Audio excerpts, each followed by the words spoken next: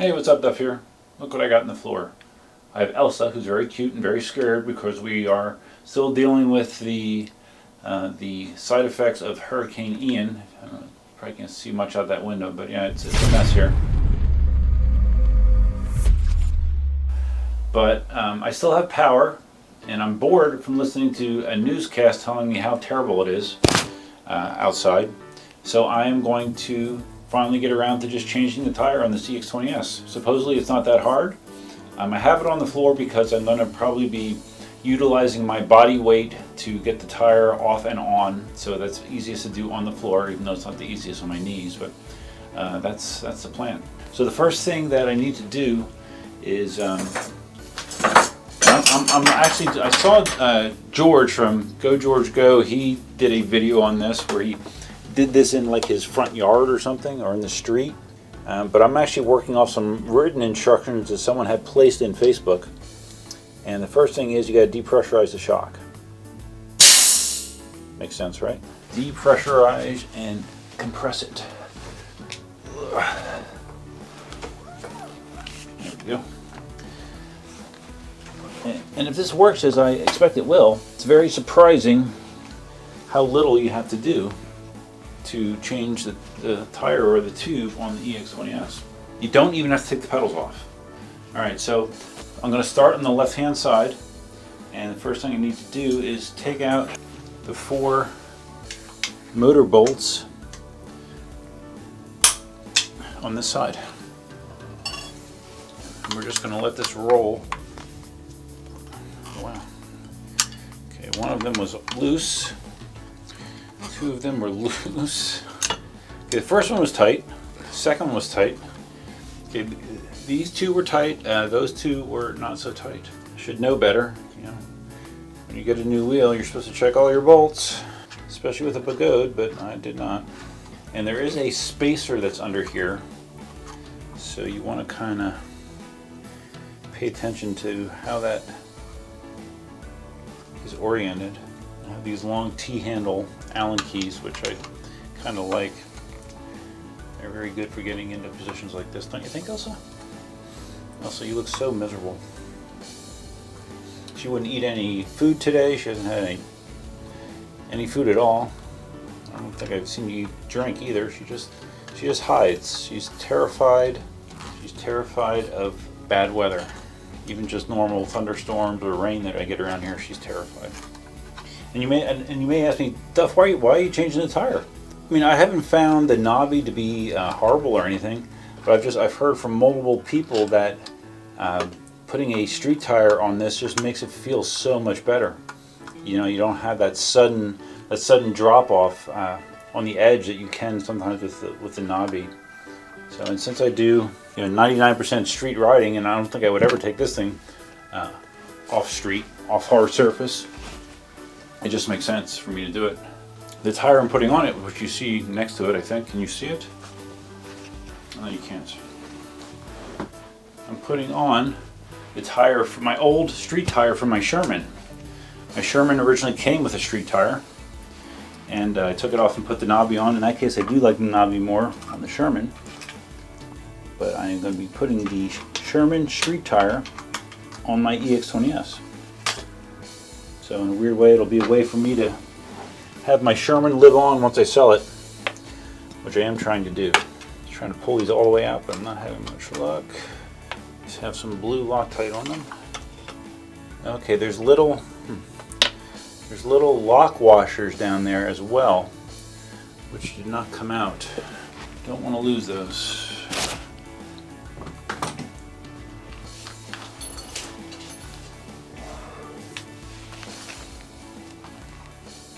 You did. Okay, so I took off the bolts for the motor on that side, on the left side. Now we're going to go over to the right. Let me get my written instructions here. I need to remove the front bolt on the upper pad. Oh,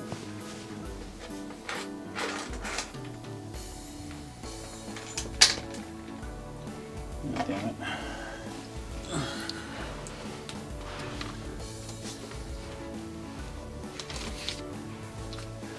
Okay, don't lose the spacer. I got it. All right. Okay, so then all that's left is to remove the screws for the battery case. There's 6 of them. They all have lock washers, don't lose them. Just had another half a dozen power hits. Yeah. It would be awesome if I could retain power, because during Irma I could not, and had no power for like 12 days, and that was miserable. Okay, so I have the 6 screws out of the battery pack holder, the case. I'm removing these little retaining wires, or retaining clips for the motor wire. They're just 2 little Phillips heads.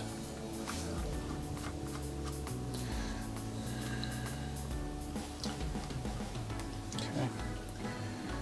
And I think I can just kind of take the battery pack and... Oh wait, I guess I should... Yeah, these wire clips up here as well. Should probably take that out, or one of them at least.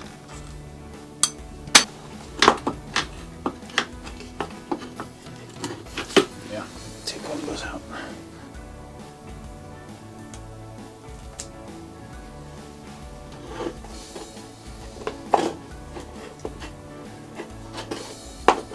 Okay, there we go.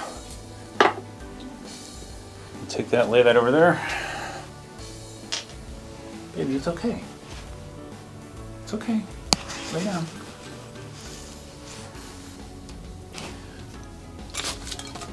On this side, on the motor side, there's only 3 bolts to hold it on instead of 4, which is sort of interesting.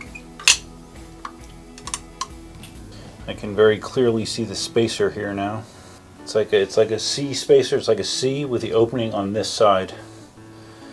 So I assume it's the same configuration on the other side. Here, you want to go behind the trash can? Go ahead. Look at that. Voila, here it comes.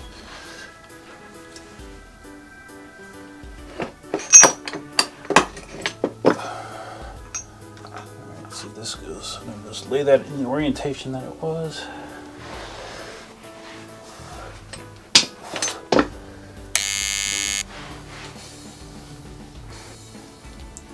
Got to deflate the tire as well.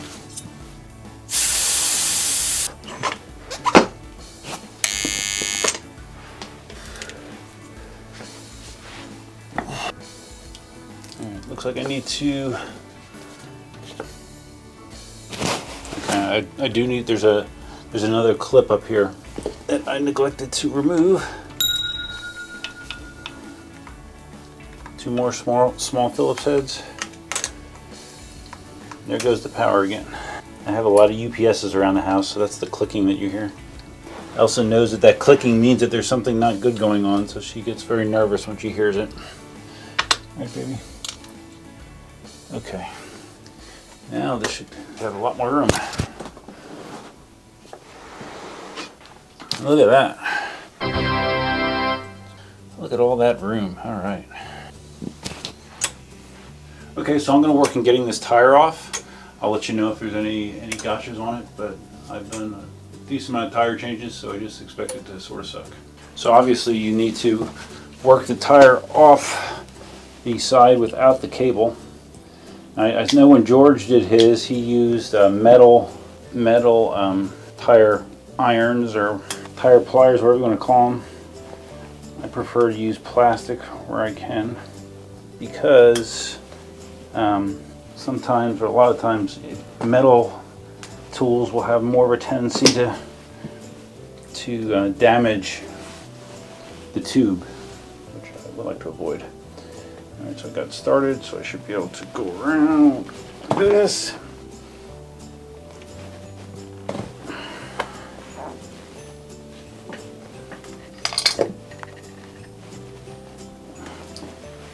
See, that's the way it's supposed to work. Get it started. Okay, there we go. One side off. Okay, for this I want to start away from the away from the valve. Actually, ideally, yeah, ideally just pull the frickin' tube out now, if you can. That will make it better. And still have some air pressure in there, I see. Alright, tube's out. Let a little bit more air out of it. Alright, so the tire should just come right off.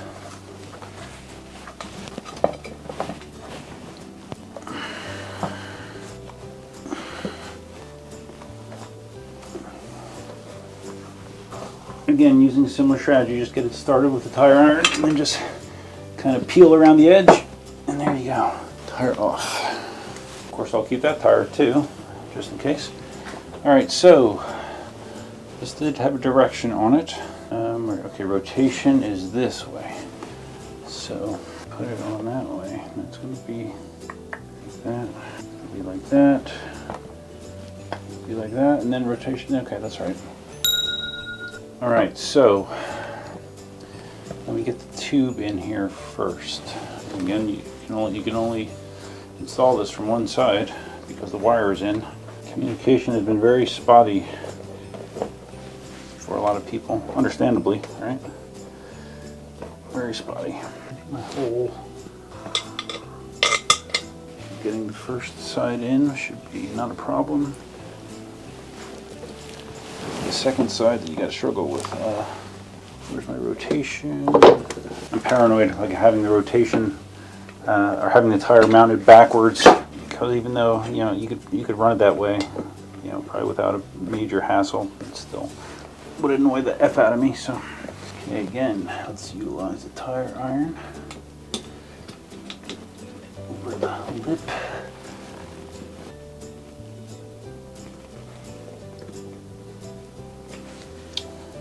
This is what I usually like to use my body weight for, actually, if all possible.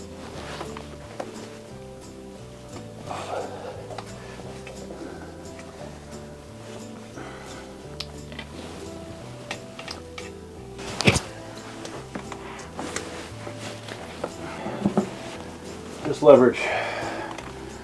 We'll take to some leverage. All right. Sure that your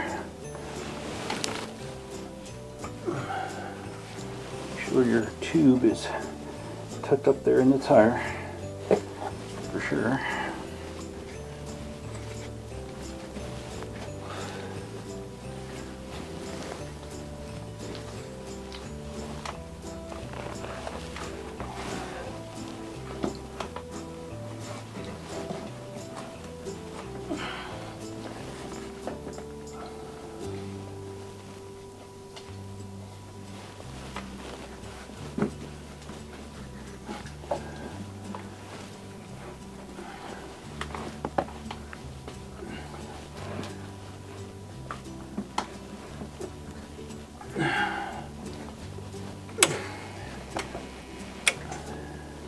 Just using hand power.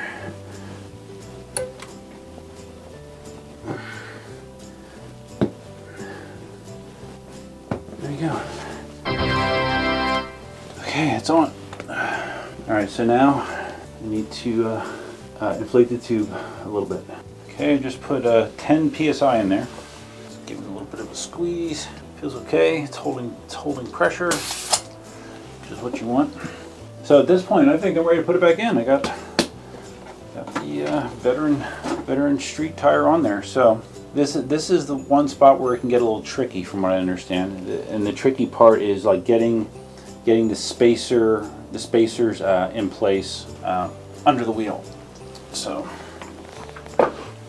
let's see what we can do there. Elsa, what are you doing, honey? Okay, so this is going to probably be a lot of futzing around.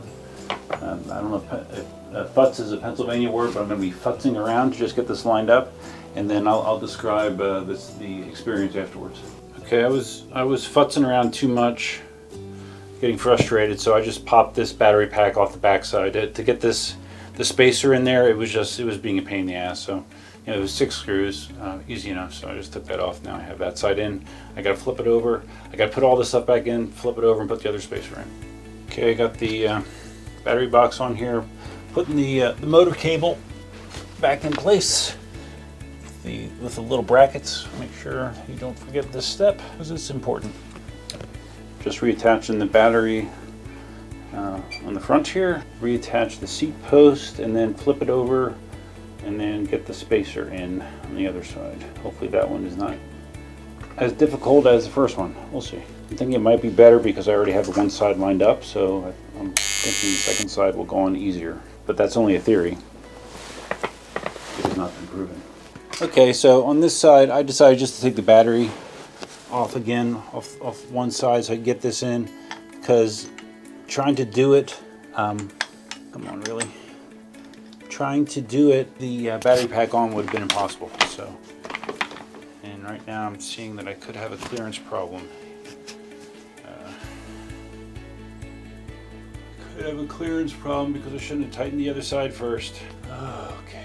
Okay, just to keep you in the loop of what I did, I went back over to the right side being as if you're standing on the wheel, the right side, the motor cable side, and I had to release the motor cable again. I had to remove these hold down so I could get to the one bolt here for the motor. I loosened those three, I flipped it back over, and then I was able to wedge the spacer in. I had to actually use a little screwdriver just to get it started, and then I was able to wedge it in there. And then through a lot of futzing, I got it lined up, got it secured. Now I just have to tighten, oops, I almost forgot to do that before I put the motor cable in. I just got to tighten these three bolts in, put the hold downs back on the motor wire, the side pad back in, and I think we're almost there. So yeah, so I have some thoughts about this, which I will be sharing shortly. Yeah, I know this is terrible lighting, but sorry, I'm just gonna deal with it. I got hat hair, so anyways, it's back together, totally back together. Got my Sherman road tire on here.